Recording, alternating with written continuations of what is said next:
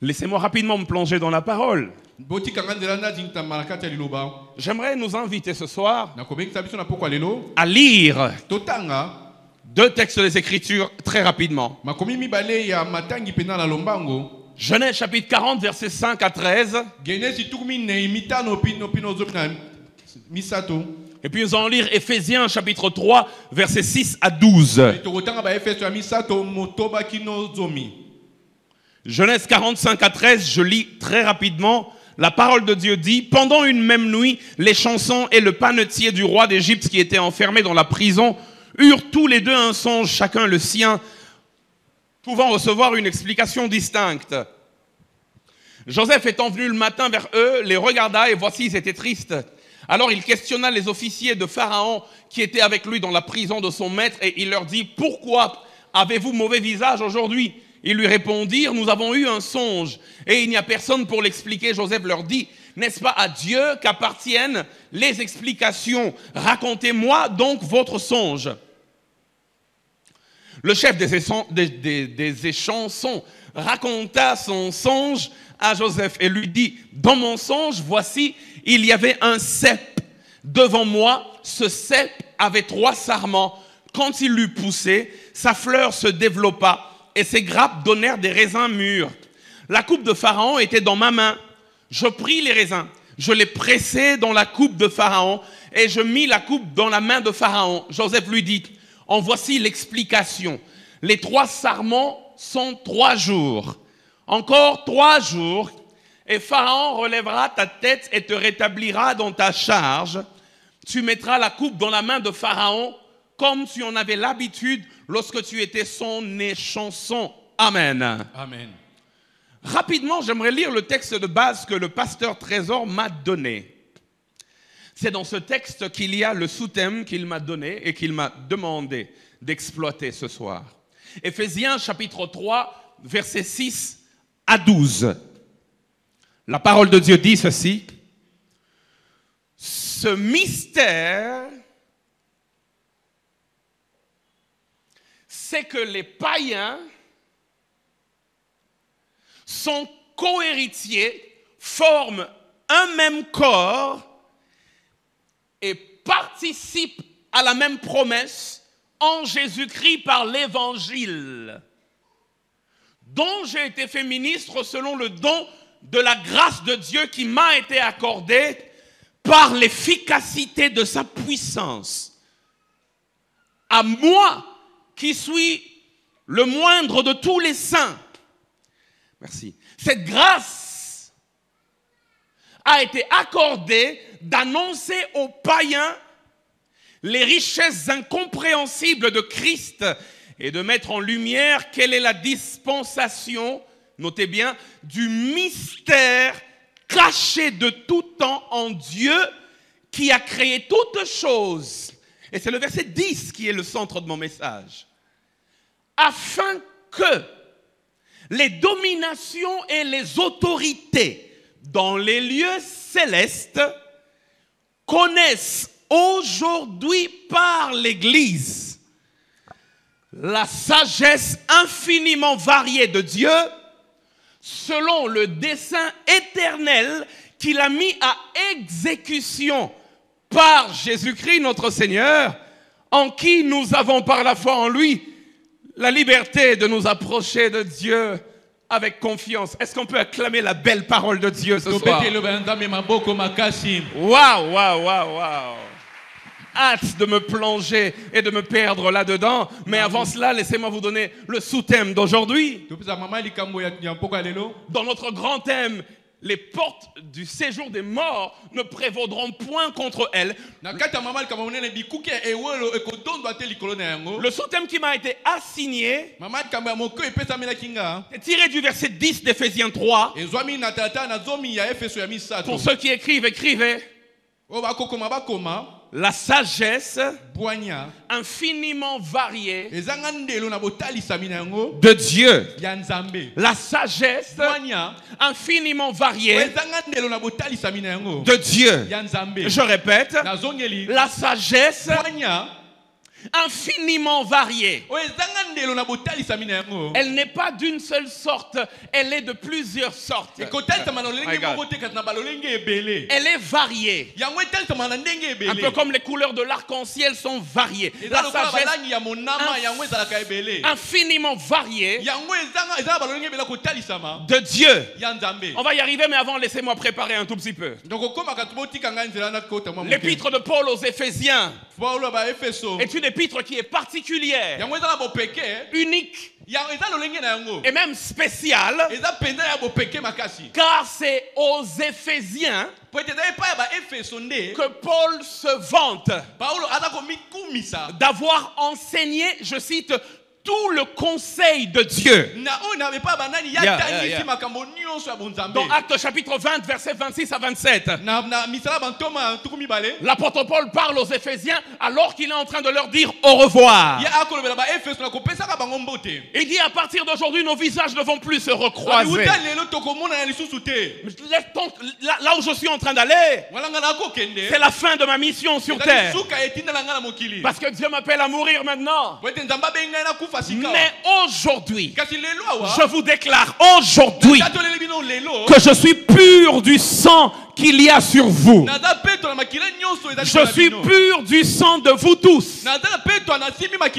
Car, Éphésiens, je vous ai annoncé tout le conseil de Dieu.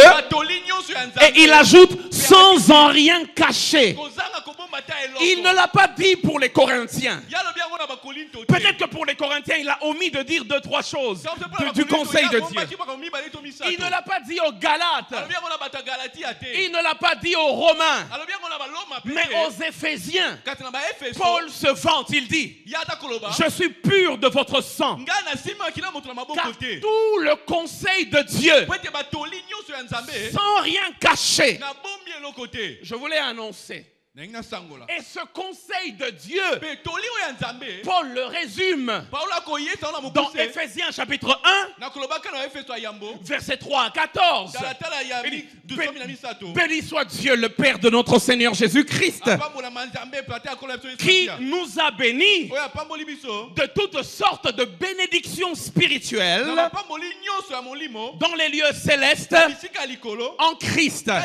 Et là, il commence à énumérer ces bénédictions jusqu'au verset 14.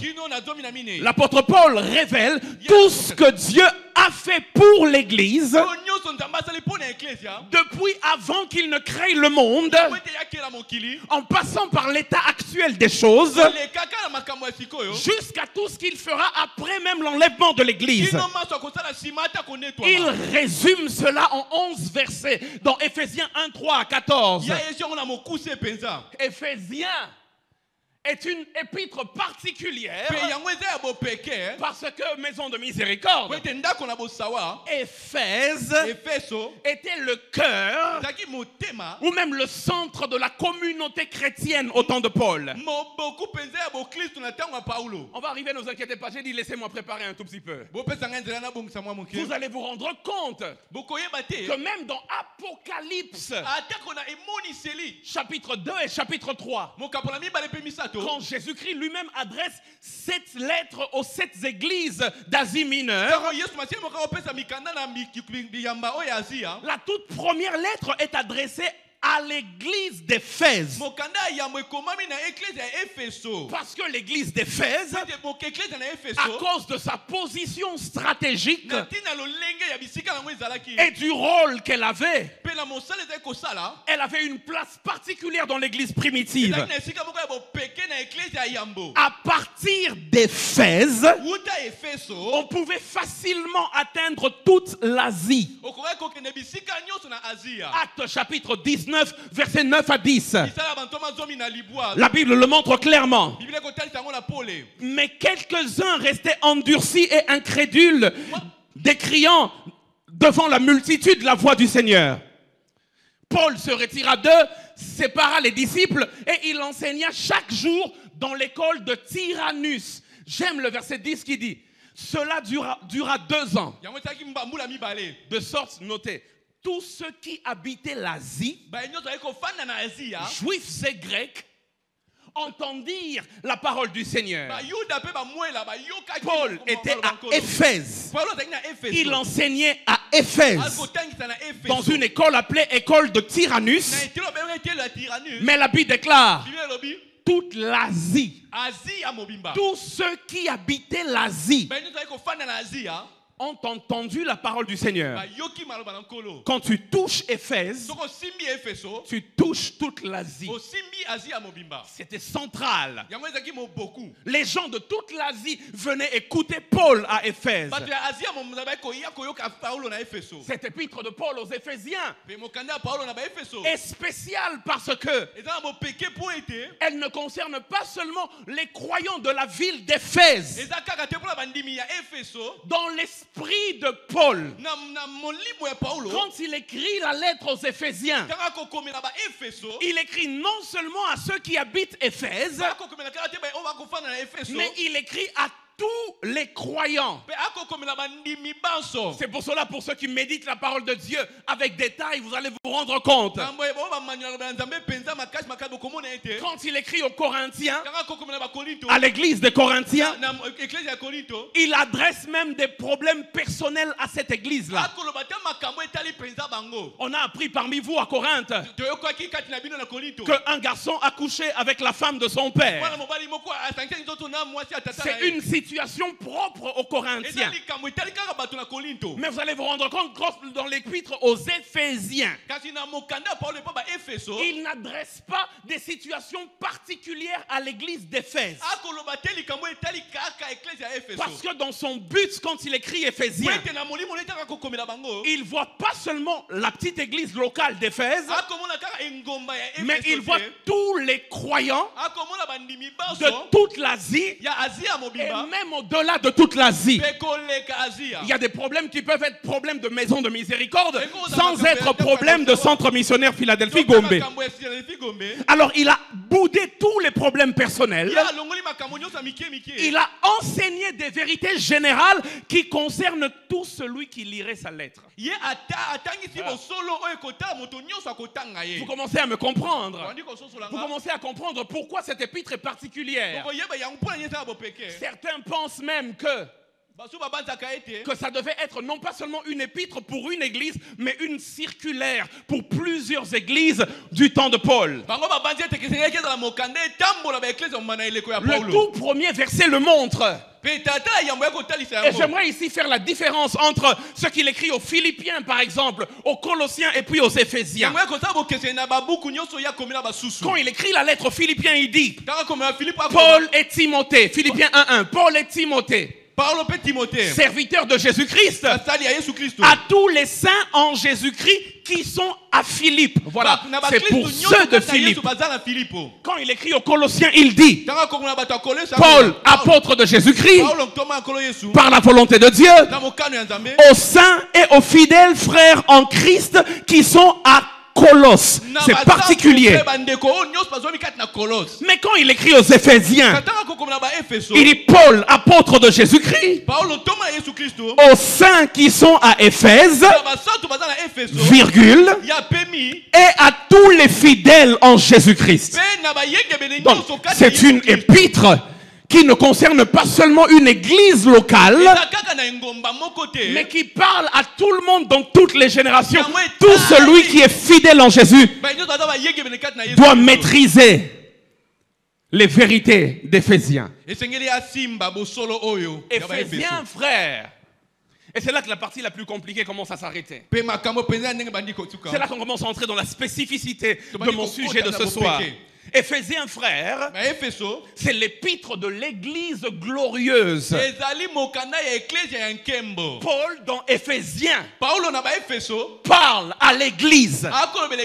Et tous ceux qui me suivent en ligne, de maison de miséricorde ou pas, vous faites partie de cette église.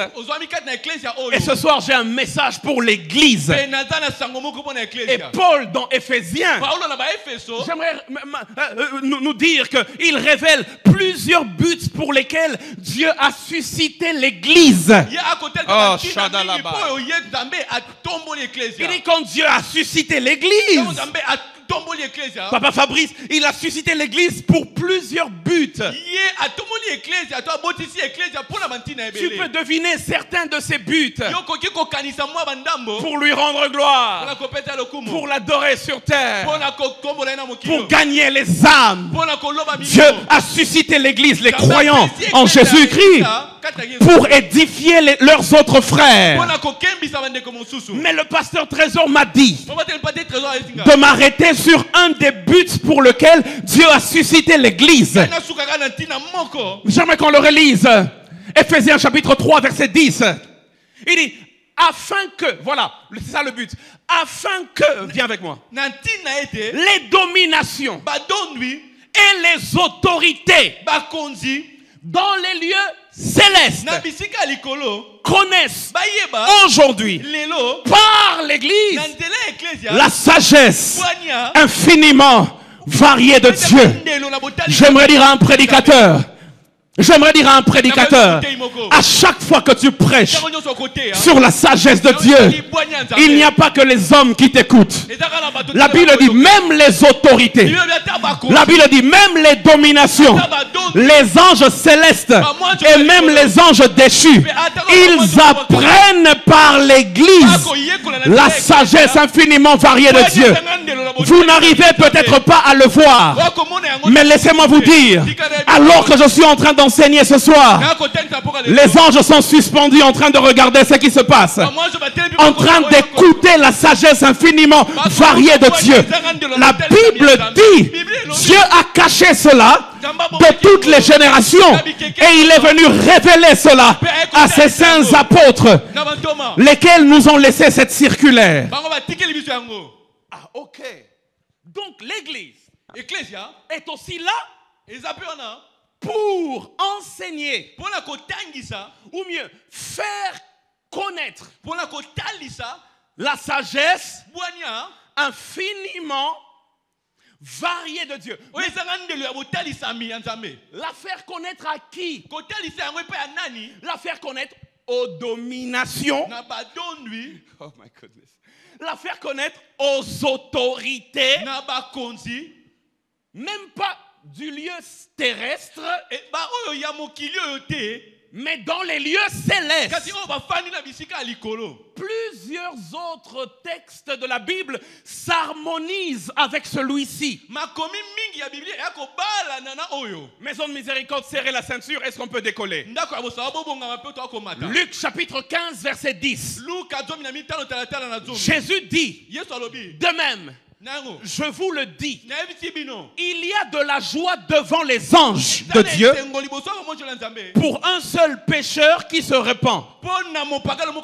C'est comme si l'église sur terre est le miroir que même les anges et les dominations regardent. Ils observent avec attention tout ce qui se passe dans l'église et par l'église. 1 Corinthiens chapitre 11 verset 10. Paul dit, c'est pourquoi la femme, à cause des anges, doit avoir sur la tête une marque de l'autorité dont elle dépend. Il regarde l'église avec détail. 1 Pierre chapitre 1 verset 12, c'est encore plus beau, magnifique. Pierre l'a dit d'une manière jolie. Il dit, il leur fut révélé que ce n'était pas pour eux-mêmes, mais pour vous qu'ils étaient les dispensateurs de ces choses, que vous ont annoncé maintenant ceux qui vous ont prêché l'évangile par le Saint-Esprit envoyé du ciel. Et j'aime la dernière phrase, il dit, et dans lesquels les anges désirent plonger leur regard. Hébreux chapitre 12 verset 1 le dit. Nous donc aussi, puisque nous sommes environnés d'une si grande nuée de témoins, les anges, les dominations, les autorités et même les saints qui nous ont précédés dans la gloire, rejetant tout fardeau Il dit parce qu'il nous regarde. Nous sommes environnés. Le monde spirituel observe l'église. Le monde spirituel connaît Dieu par l'église. Le monde spirituel connaît la sagesse de Dieu par l'église. Pour ceux qui écrivent, écrivez ceci.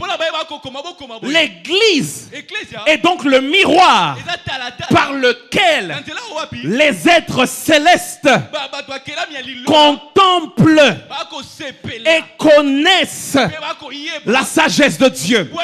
Je répète, l'église est donc le miroir par lequel les êtres célestes contemplent et connaissent la sagesse de Dieu. Frères et sœurs, les œuvres de Dieu dans l'église et pour l'église révèlent au monde physique et spirituel l'étendue de la sagesse de Dieu. Vous devez savoir ce soir, et c'est là où je prends une transition pour aller dans la prochaine dimension de mon message.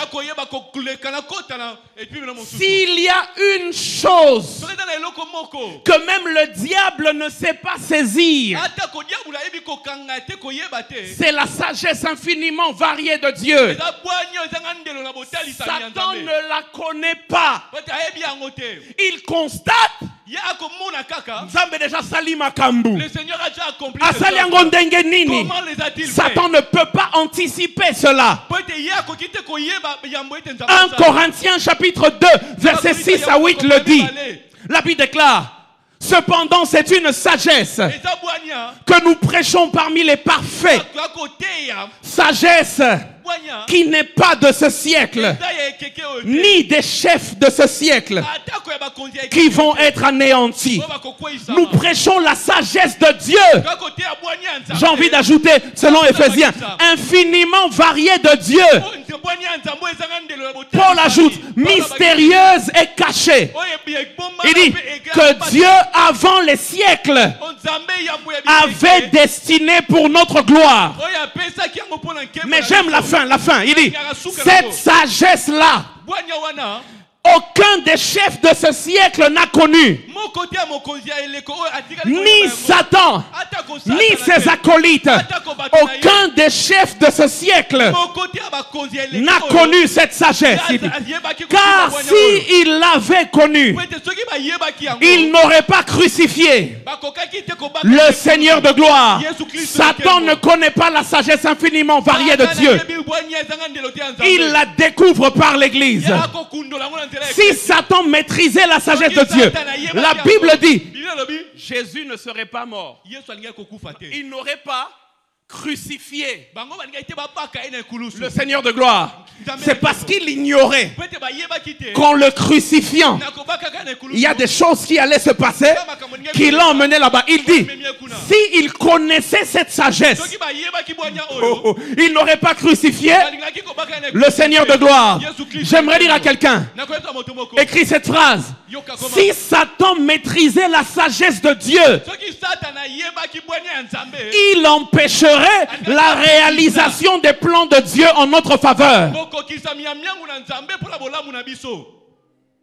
Si Satan connaissait la sagesse de Dieu manifestée dans l'église, dans ta vie, il empêcherait les plans de réalisation des plans de Dieu, la réalisation des plans de Dieu en notre faveur. Pourquoi?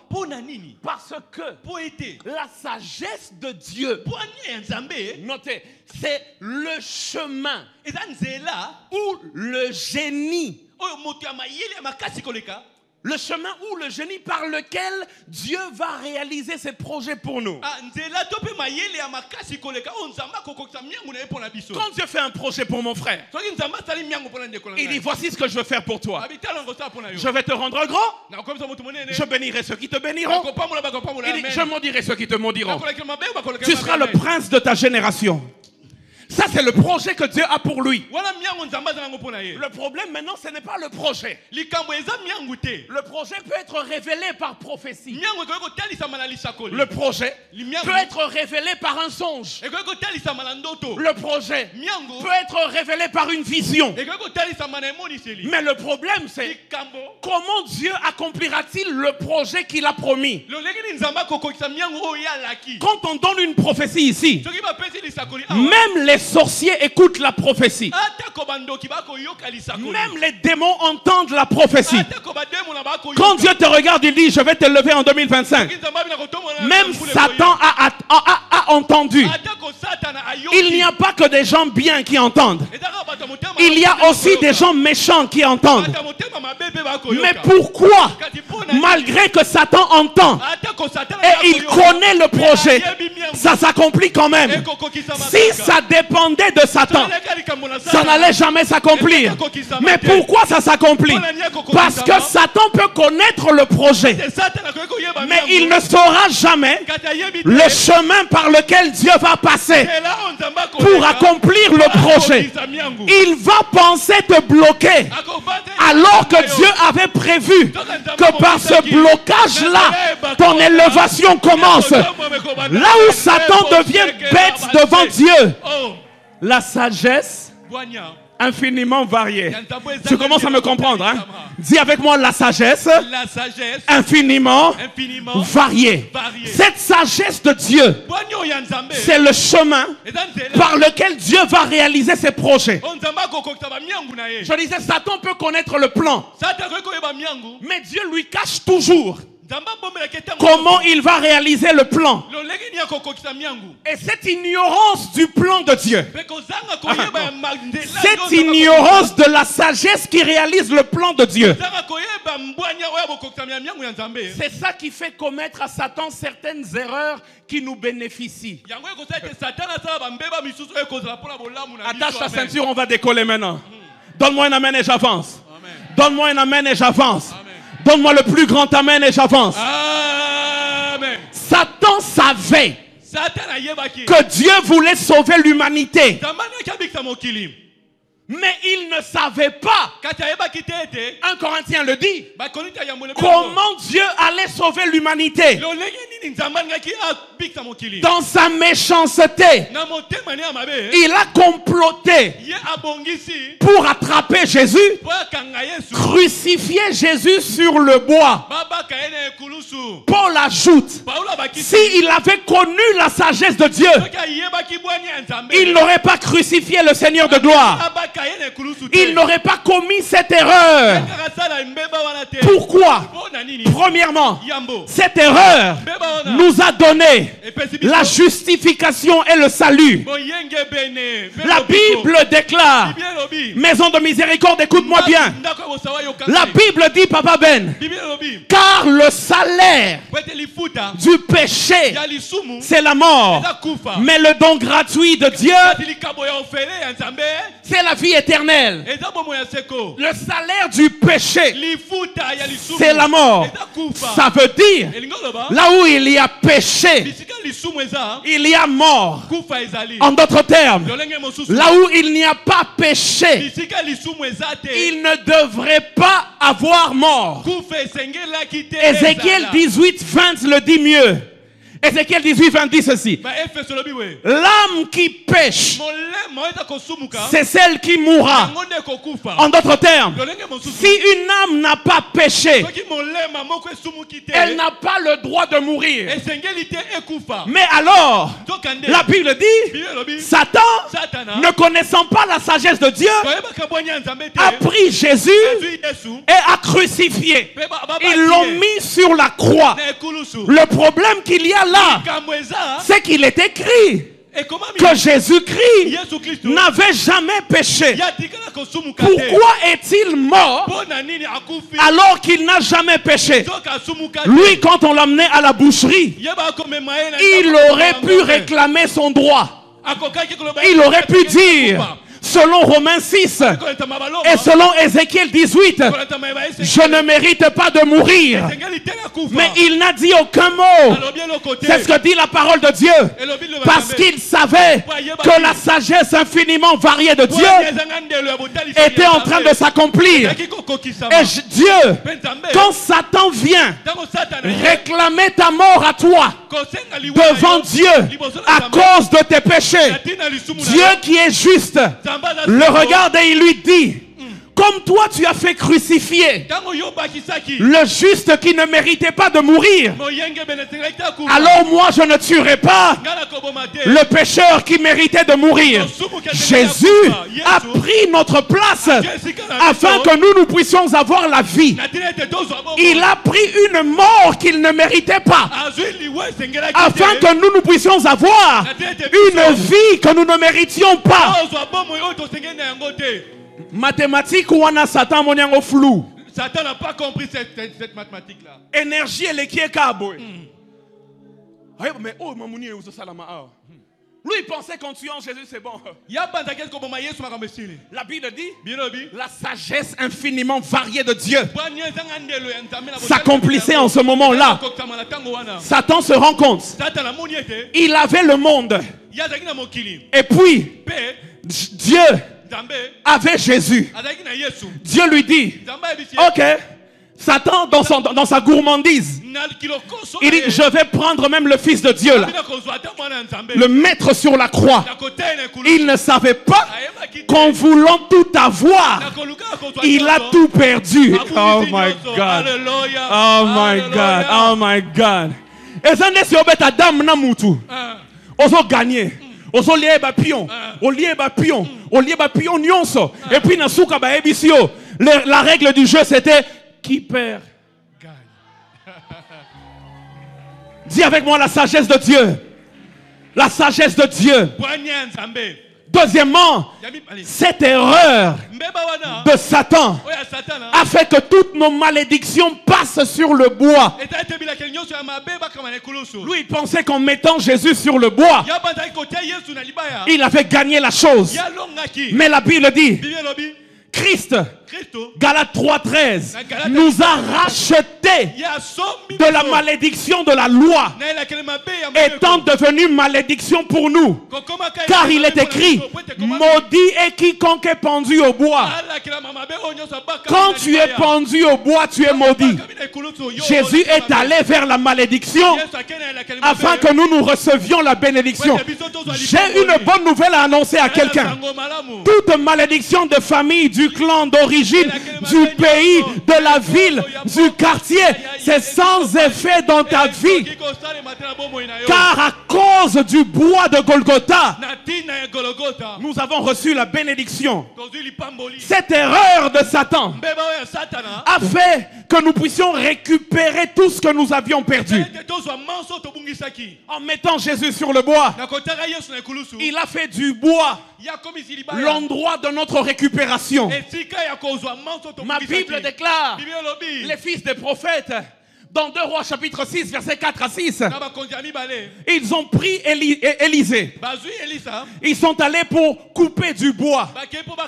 Pendant qu'ils coupaient le bois, la hache est tombée dans l'eau. Ils ont crié: homme de Dieu, cela était emprunté. L'homme de Dieu dit: montrez-moi là où c'était tombé.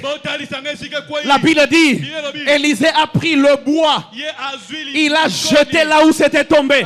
Ma Bible dit, le fer a surnagé. Je ne sais pas ce que tu as perdu, mais le bois peut te redonner ce que tu as perdu. Je suis en train de parler à quelqu'un ce soir. La sagesse de Dieu m'a envoyé dire: nous sommes dans la saison de récupération. Tout ce que l'ennemi avait volé, Dieu te le redonne. Reçois ton mariage, reçois ton élévation, reçois ta bénédiction, reçois la gloire.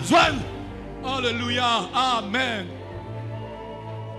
Là où il y a le bois, il y a récupération des choses perdues. Cette erreur de Satan nous a apporté la multiplication et a fait cesser la sécheresse. Erreur car mon côté, la conséquence est belle. Une seule erreur, mais regarde les conséquences. A fait cesser la sécheresse. La Bible déclare dans 1 Roi chapitre 17, verset 10 à 12. 1 Roi 17, verset 10 à 12. 1 Roi 17, 10 à 12.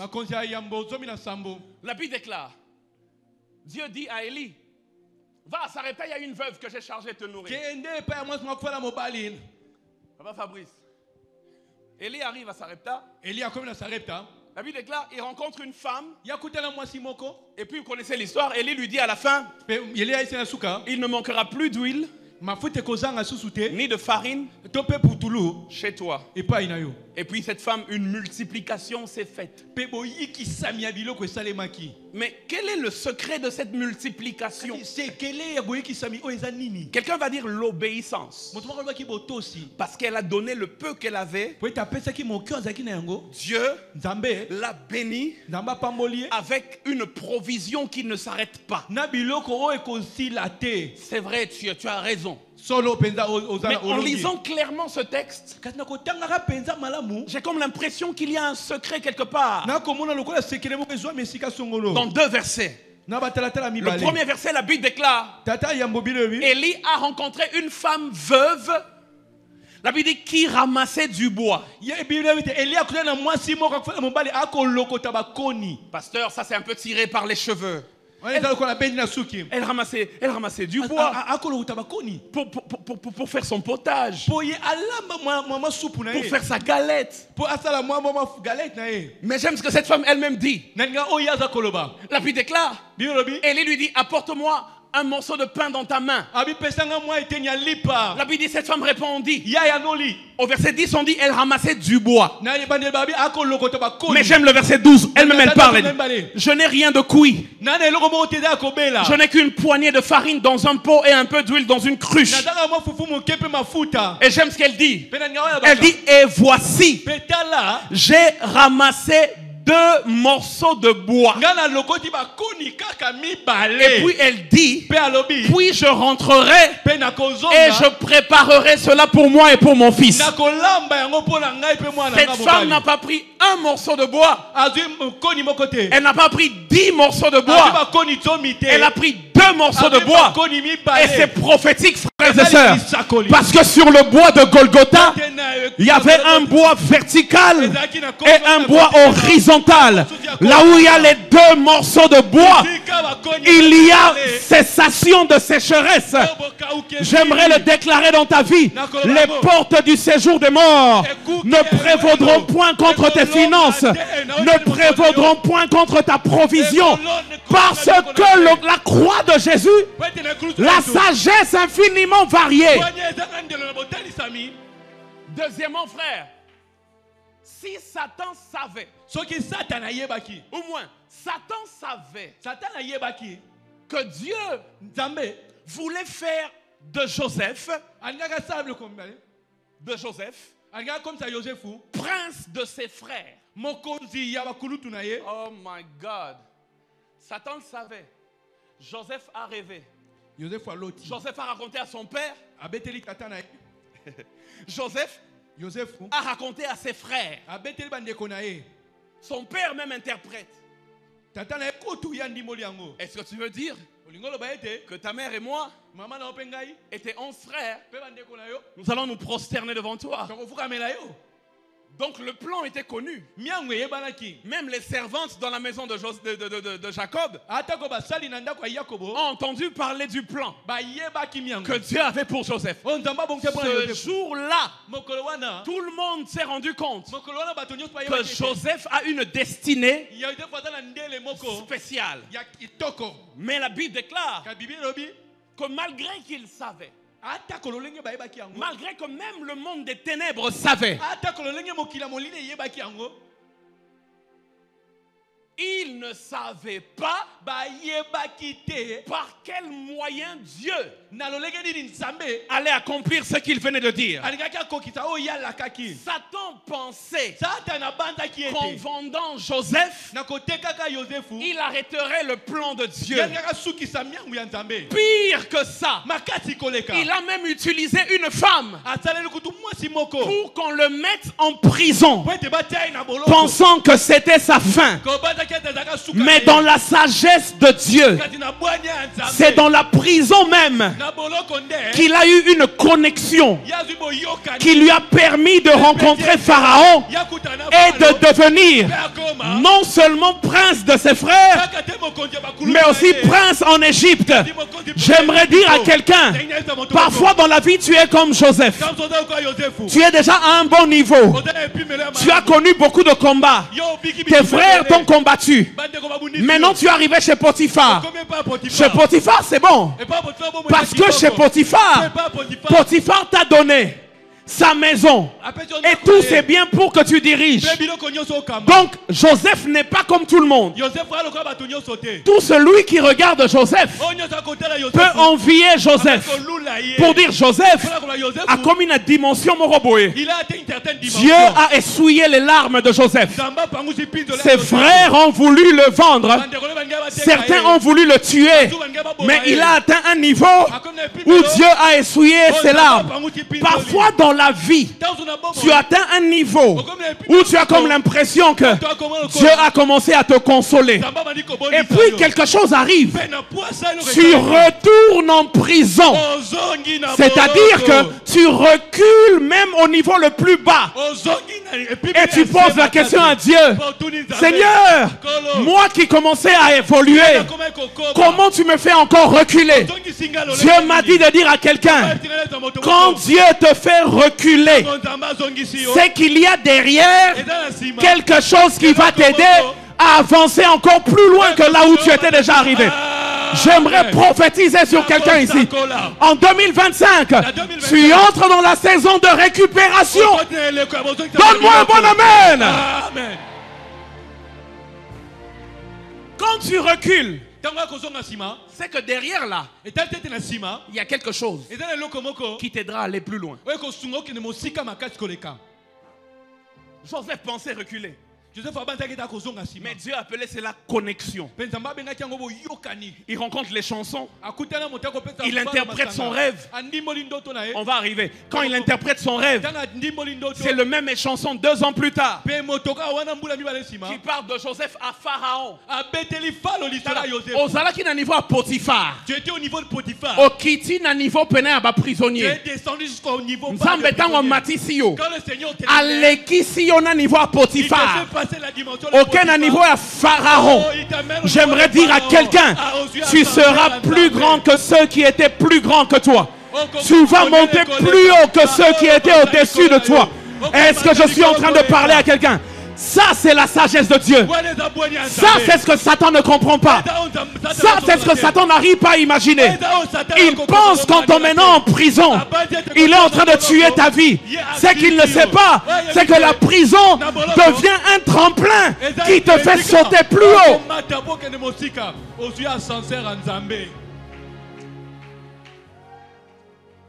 Donne-moi un amen et j'avance. Donne-moi un amen et j'avance. Amen. Donne-moi un amen et j'avance. Amen. Aujourd'hui, c'est le dernier jour. Donnez-moi 15 minutes, on va finir. Donne-moi un amen et j'avance. Donne-moi un amen et j'avance. Amen. Frères et sœurs, l'expression grecque sagesse infiniment variée veut simplement dire, littéralement, sagesse multicolore. Sagesse en Zambie, un mot il y a le bleu, La sagesse devient à des moments comme bleu, un mot il y a le rouge, il y a des moments c'est comme rouge, un mot il y a le vert. il y a des moments c'est comme la couleur verte. C'est une sagesse multicolore. Et ça, L'idée derrière cette expression en grec, c'est deux choses. Premièrement, ça ça veut dire une sagesse qui a une diversité infinie. Deuxièmement, sagesse infiniment variée veut dire une sagesse qui a une beauté pétillante.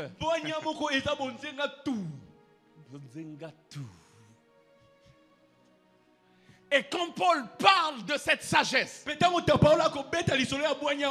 ça je dois le dire, maison de miséricorde. Ça je dois le dire. Ça, je suis en train de conclure. Hein. Bientôt là, on va finir. Hein. Quand Paul parle de cette sagesse, à chaque fois que Paul parle du Dieu sage, Papa Ben, il met toujours en lien cette sagesse avec la révélation du mystère caché de tout temps, à savoir Christ.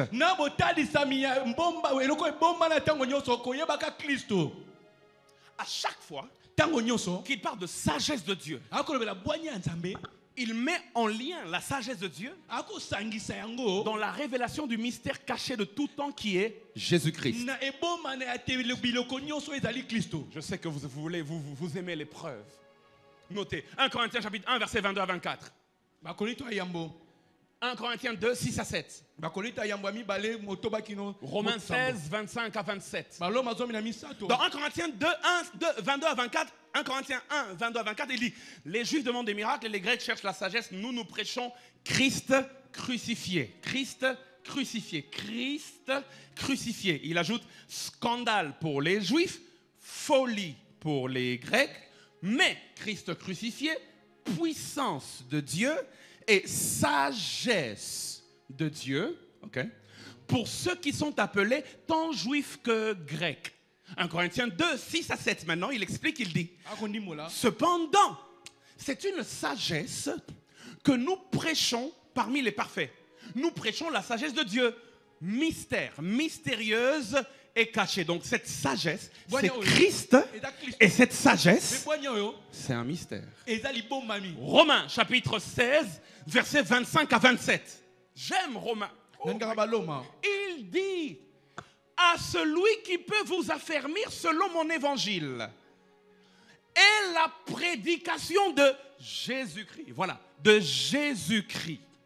Conformément à la révélation du mystère caché pendant les siècles, mais manifesté maintenant par les écrits des prophètes, d'après l'ordre du Dieu éternel, et porté à la connaissance de toutes les nations, afin qu'elles obéissent à la foi. Maintenant, il loue Dieu, il dit: à Dieu, le seul sage. Là, il ne parle pas de la force de Dieu. Là, il ne parle pas de la bonté de Dieu. Là, il ne parle pas de la fidélité de Dieu. Quand nous sommes dans le domaine du mystère caché qui est révélé, à savoir Jésus-Christ, la tribu de Dieu, la tribu de Dieu qui entre en compte, il dit: le seul sage, sagesse infiniment variée. Le mystère caché, c'est Christ. Ce mystère caché, c'est la sagesse de Dieu.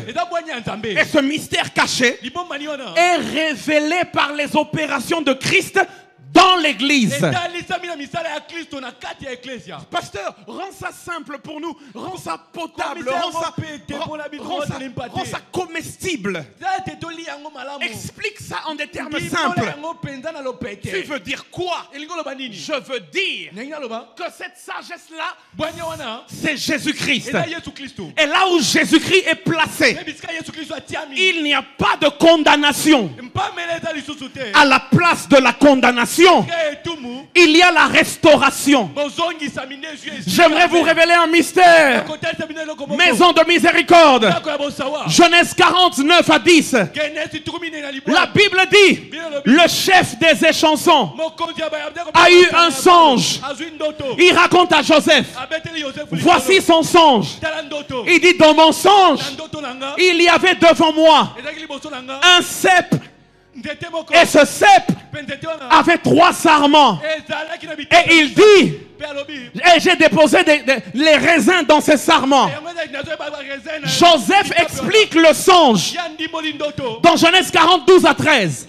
La Bible dit: Joseph lui dit: voici l'explication du songe. Les 3 sarments que tu as vus sont 3 jours. Dans 3 jours, Dieu va te restaurer. J'ai un problème avec Joseph. Mon problème, il n'a pas tout interprété. La Bible dit: l'homme a vu un cep avec 3 sarments. Mais Joseph dit, les 3 sarments sont 3 jours. Et le cep, Joseph n'a jamais interprété le cep. Joseph saute le cep. Il dit, les 3 sarments sont 3 jours. Les 3 sarments sont portés par le cep. Sans le cep, il n'y a pas les sarments. Mais Joseph, il interprète les sarments. Il n'interprète pas le cep.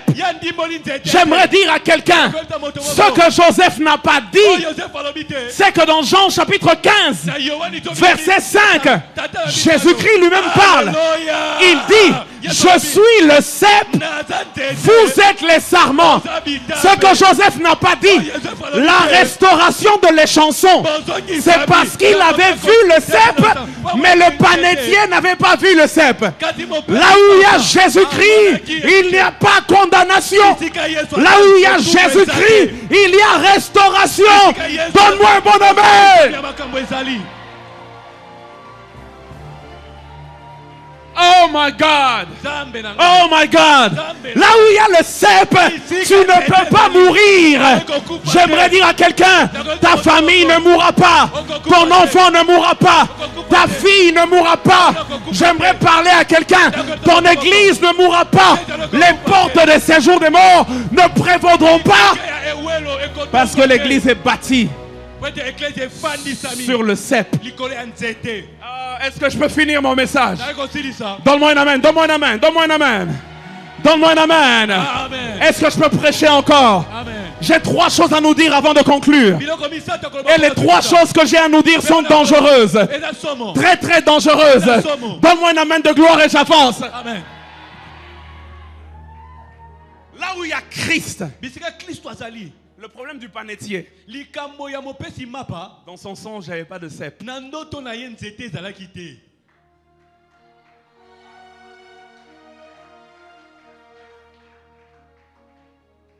Alléluia. Amen. Cette sagesse, et c'est là que je finis notre séminaire, notre temps de prière. Cette sagesse nous montre, Papa Fabrice, dans Éphésiens, prophète Daniel. Cette sagesse nous montre pourquoi les portes du séjour des morts ne peuvent pas te vaincre. Impossible. Tala. Tu as vaincu il y a longtemps. Non, expliquez aux bonnes nouvelles. Hein? Tu as vaincu il y a très longtemps. Dans Éphésiens, oh mon Dieu. Ah, ce que je veux dire, j'aime ce que je veux dire, j'aime ce que je veux dire. Oh mon Dieu. Cette sagesse nous montre pourquoi tu ne peux pas perdre. Avant même que je dise, j'aimerais que tu répètes avec moi, je ne peux pas perdre. Je ne peux pas perdre. Le diable ne peut pas me tuer. Le diable ne peut pas me tuer. Dis-le avec foi, le diable ne peut pas me tuer. Le diable ne peut pas me tuer. Ma famille est protégée. Ma famille est protégée. Mais laissez-moi te révéler ces 3 choses, on va prier rapidement. Paul nous montre dans Éphésiens la manifestation de la sagesse multicolore. J'ai retenu 3 couleurs seulement. C'est multicolore. Les couleurs sont infinies.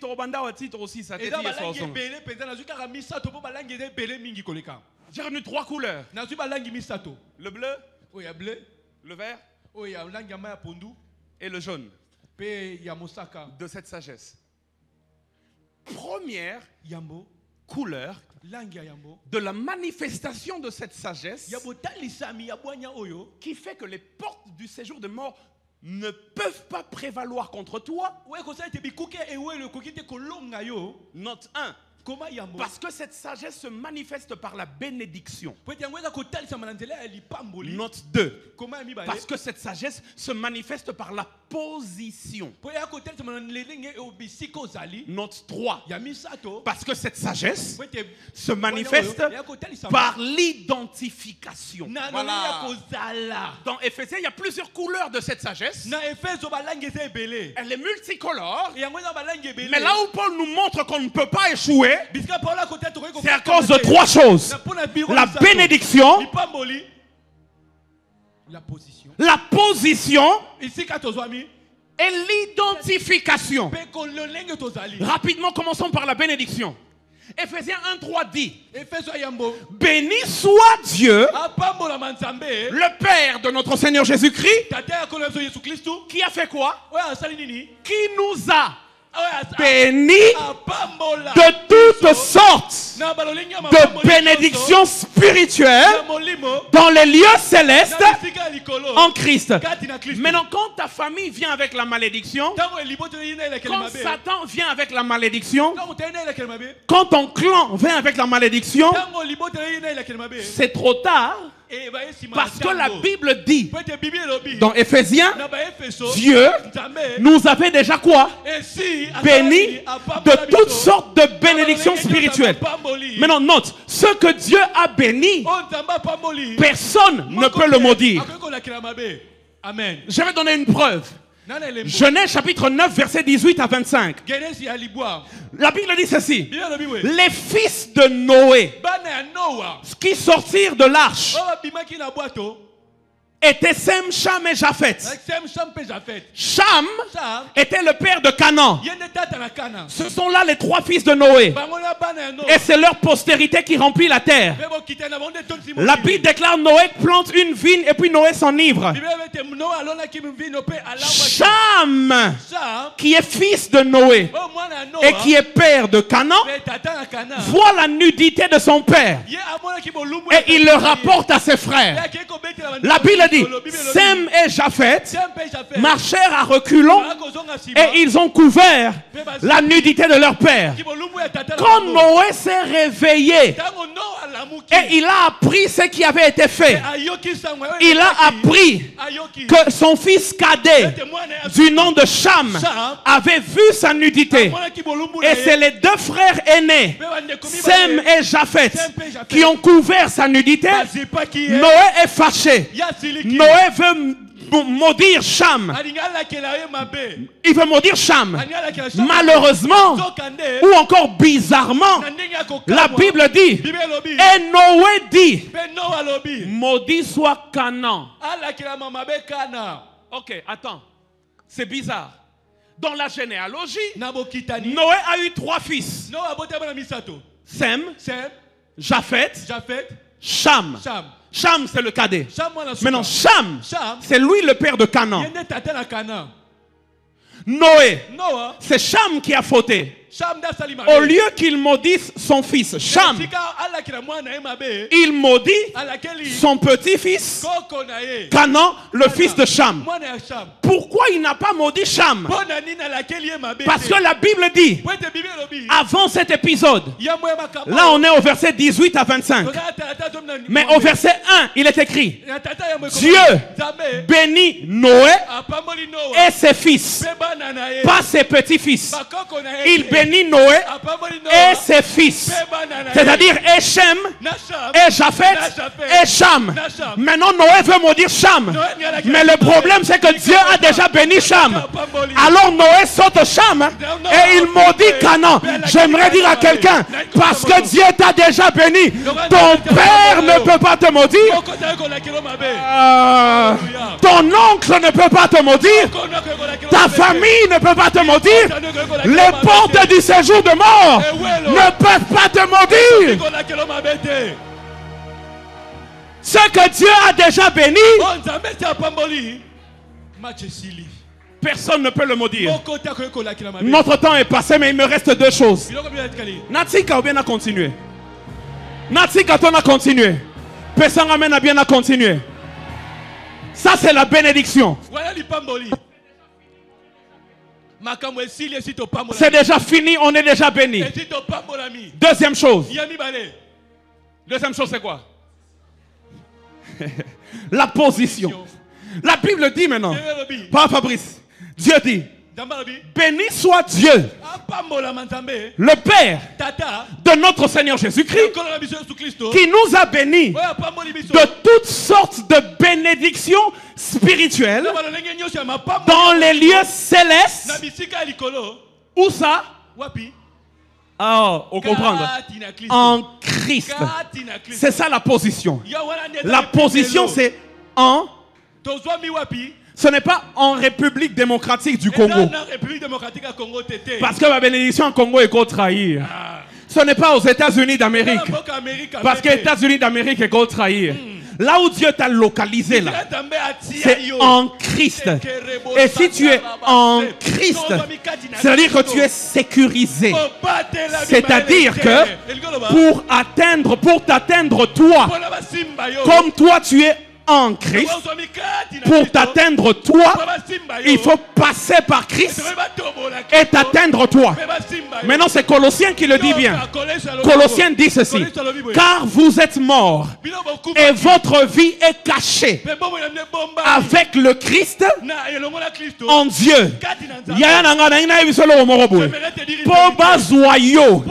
Il faut bazwa nzambe, balongi nzambe, batandi nzambe, bapasoli nzambe, na kati ya nzambe nde bazwi yo, et puis balongi yo.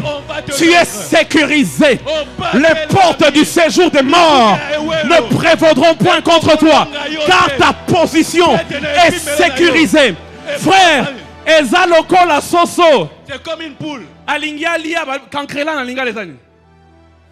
Alinga lia mpese. Si le problème c'est que mpese wana azana kati bouteille ya mulangi. Siko soso linga doda. Ah, jamais. Ako doda te. Et loko soso ako sala, ako bouger mulangi. Pour mpese à se sentir en insécurité na kati ya mulangi. Et puis mpese bima. Tant mpese ko bima, soso atodie. Tant que mpese azana mulangi, soso ako dodete. C'est un peu comme toi en Christ. Jamais. Satan ne peut pas t'avoir. Amen. Il ne peut pas t'avoir. Amen. Il ne peut pas t'avoir. Amen. C'est le jour où tu te déconnectes de Christ que tu es à la merci. Pour qu'on puisse t'avoir, il faut qu'on puisse vaincre Dieu, qu'on étende Dieu, qu'on sépare Dieu et qu'on te sorte. En ce moment-là, ils vont te vaincre. Et bon, oh non, et tu vas me dire qu'on t'étouffait la nuit et ainsi de suite. Est-ce que tu sais qui tu es? J'aimerais dire une troisième chose rapidement. Lorsque j'ai lu cela, j'étais dans ma chambre. J'étais debout, je me suis vraiment étonné de la révélation de Paul.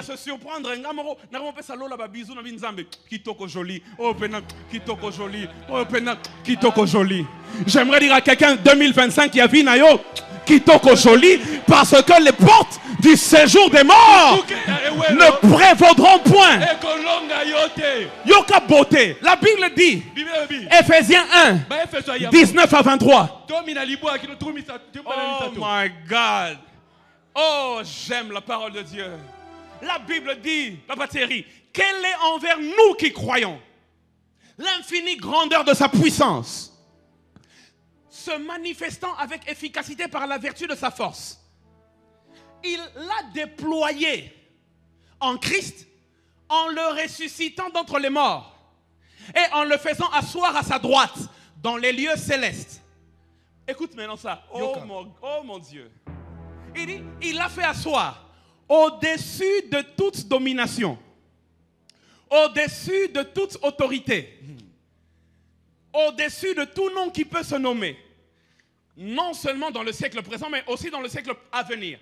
Et puis il dit, j'aime la fin, il dit, il a tout mis sous ses pieds. Maintenant imaginez que au moment où mouchoir on a symbio, yangonde va venir tout, c'est-à-dire Satan, Mokili, les villes, les pays, les bénédictions, le diable, les démons, les anges, ça c'est tout. Il a tout mis sous ses pieds. Mais ça ne s'arrête pas là.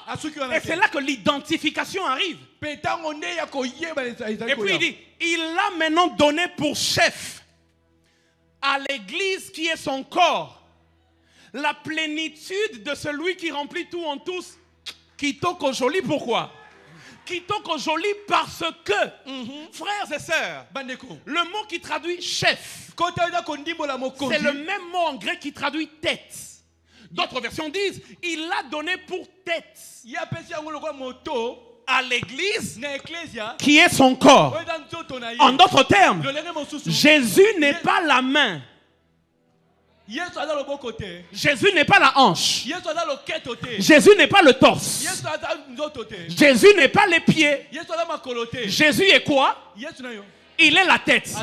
Le reste du corps, c'est quoi? C'est l'église.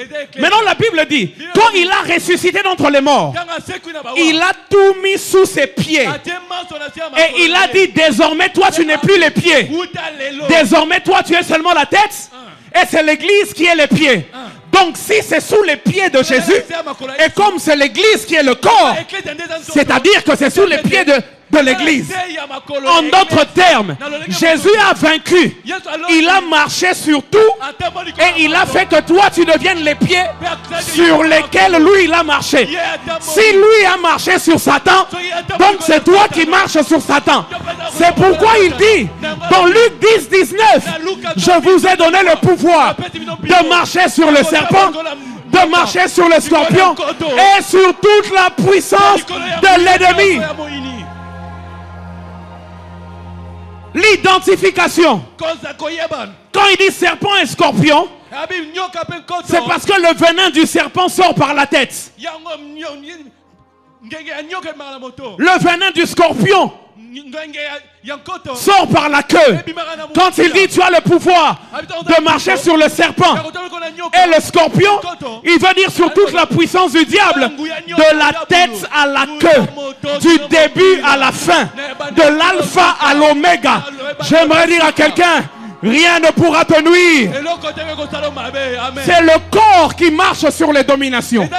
C'est le corps qui marche sur les autorités. C'est le corps qui marche sur Satan. C'est le corps qui marche sur le diable. Ce mystère est une haute sagesse. C'est pour cela que vous allez comprendre. Jésus dit dans Matthieu 8, 20, je finis par là. Il dit, les renards ont des tanières et les oiseaux du ciel ont des nids.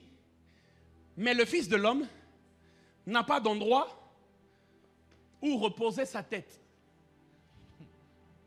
C'est bizarre parce que Jésus, parfois il allait à Béthanie et il reposait sa tête là-bas. Chez Lazare, Marie et Marthe. Jésus, dans Luc chapitre 8, verset 3, nous parle des femmes qui le soutenaient par leurs biens. C'est les femmes des chefs de l'époque. Jésus avait suffisamment d'argent pour prendre une chambre d'hôtel. Quand il voyageait, Jésus avait suffisamment de partenaires. Même des gens qui l'aimaient comme Zachée. Jésus pouvait dire à Zachée, ce soir j'entrerai chez toi. Jésus ne manquait pas d'endroit où dormir. Mais il dit, les renards ont des tanières, mais le Fils de l'homme n'a pas d'endroit où reposer sa tête. La terre tout entière. Si tu veux te reposer quelque part, tu as tous les endroits possibles. Mais il dit, les renards ont des tanières, mais le Fils de l'homme n'a pas d'endroit où reposer sa tête. Parce qu'il le dit avant que l'église n'arrive. C'était une tête qui marchait sans corps. Le jour où l'église est arrivée, le corps lui a été formé et la tête a eu un endroit où se reposer, sur la tête du corps. J'aimerais dire à quelqu'un, tu es le corps, il est la tête. Et les portes du séjour des morts ne prévaudront point contre toi. Si tu le crois, donne-moi le plus grand amen ce soir. Lève-toi là où tu es. Lève-toi là où tu es, commence à acclamer le Seigneur à cause de sa bénédiction, à cause de sa position, à cause de l'identification. Les portes du séjour des morts ne peuvent pas prévaloir. Alléluia. Alléluia.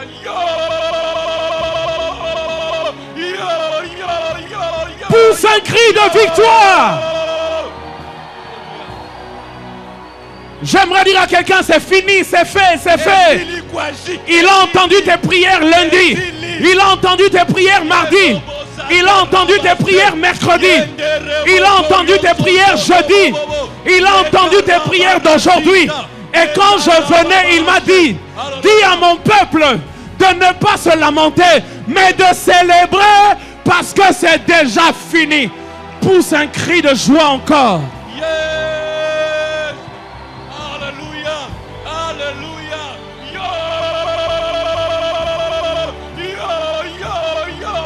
Y a-t-il quelqu'un qui a vu le cep? Y a-t-il quelqu'un qui a vu le cep? Y a-t-il quelqu'un qui a vu le cep? Commence à acclamer très fort.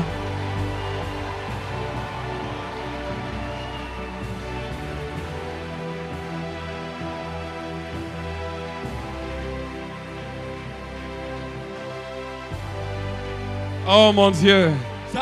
Alors que tu acclames et que tu pousses des cris de joie, tu célèbres Dieu. Tu dis merci Seigneur. Merci pour la victoire. Merci parce que le match a déjà été joué. Regarde le ciel, dis au ciel, quittons au joli. Parce que c'est déjà fait. Parce que c'est déjà fait. Je ne suis pas venu vous parler des choses que Dieu va faire. Je suis venu vous parler des choses que Dieu a déjà accomplies.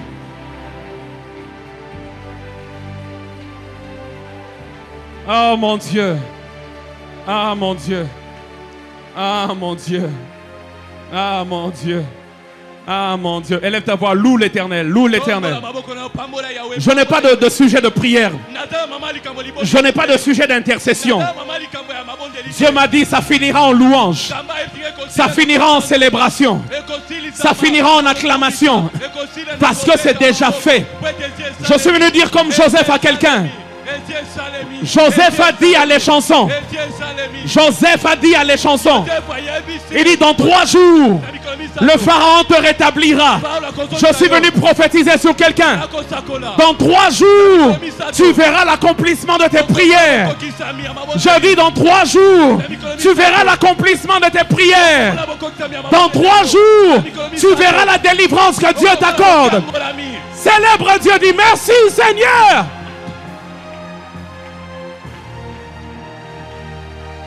Merci Seigneur. Merci Seigneur. Merci Seigneur. Merci Seigneur. Oh. Oh. Alléluia. Oh. Oh. Oh. Je suis en train de voir en vision les anges dans le ciel. Debout en train d'acclamer le Père, en train d'acclamer la sagesse infiniment variée de Dieu, en train d'acclamer, je peux le voir clairement, cet endroit est saturé. Tes acclamations sont plus qu'une prière, tes cris de joie sont plus qu'une prière, ton adoration est plus qu'une prière, ta louange est plus qu'une prière. Il y a quelque chose qui se passe alors que tu acclames. Il y a des murs qui tombent, les murs de Jéricho tombent.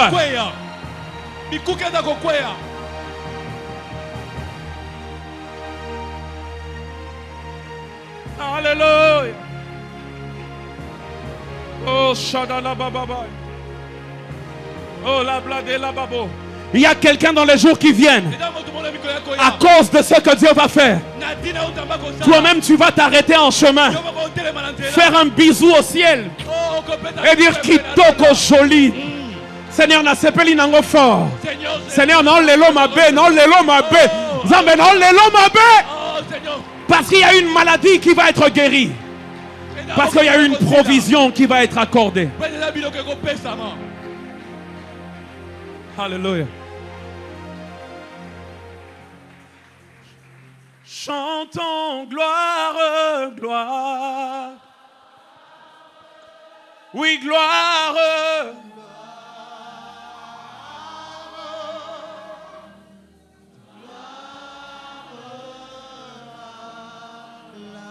Rends-lui gloire.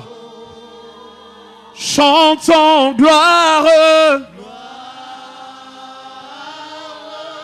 Oui, gloire. Gloire. Gloire. Chante Église, car il est glorieux.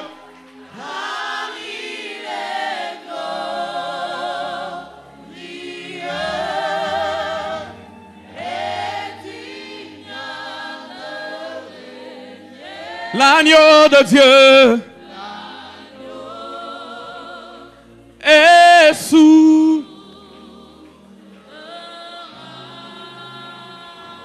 Nous élevons.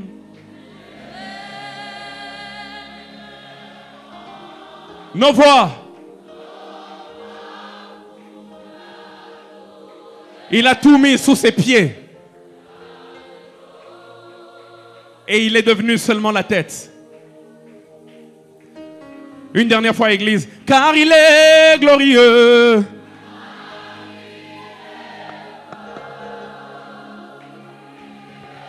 Personne ne peut maudire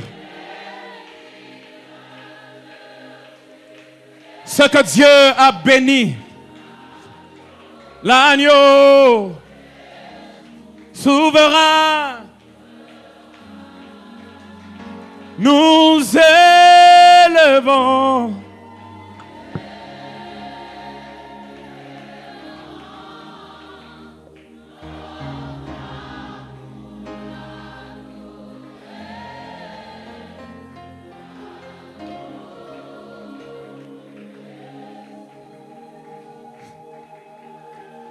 En 30 secondes, juste 30 secondes, acclame-le encore, pousse un cri de joie, célèbre l'agneau qui est souverain.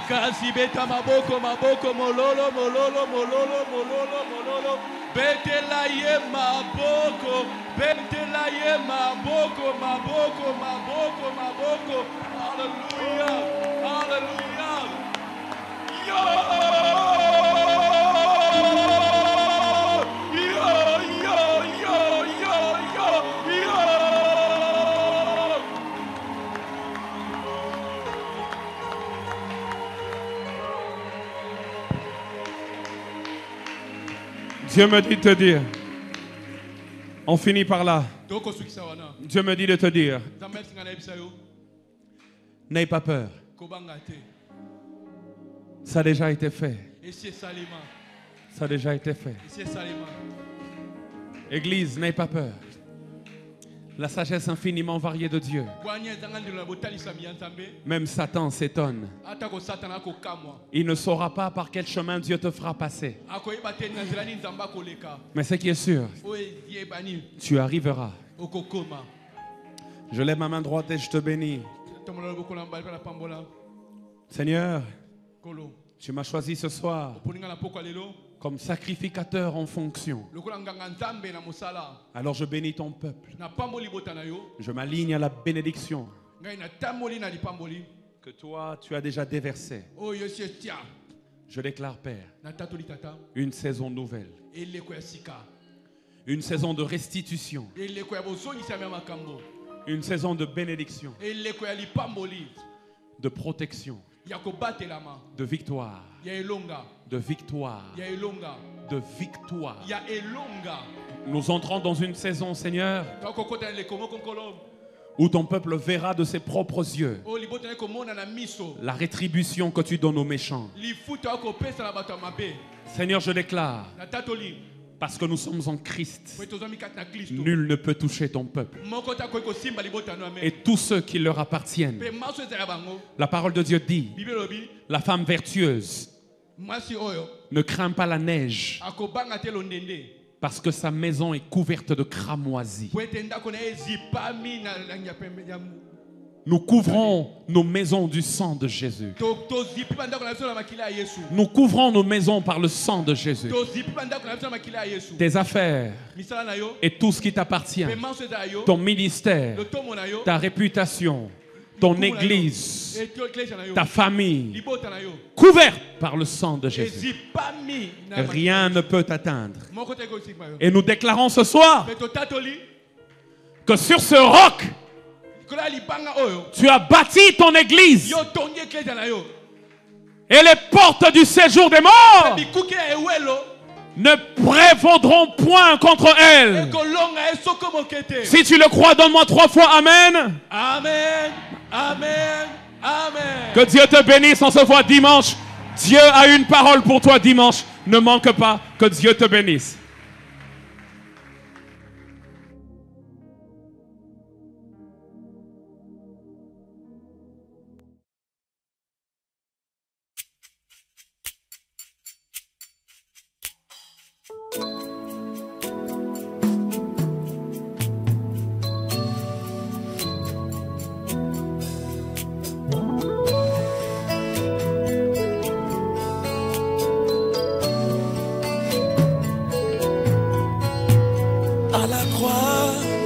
a pris ma place devant le Père.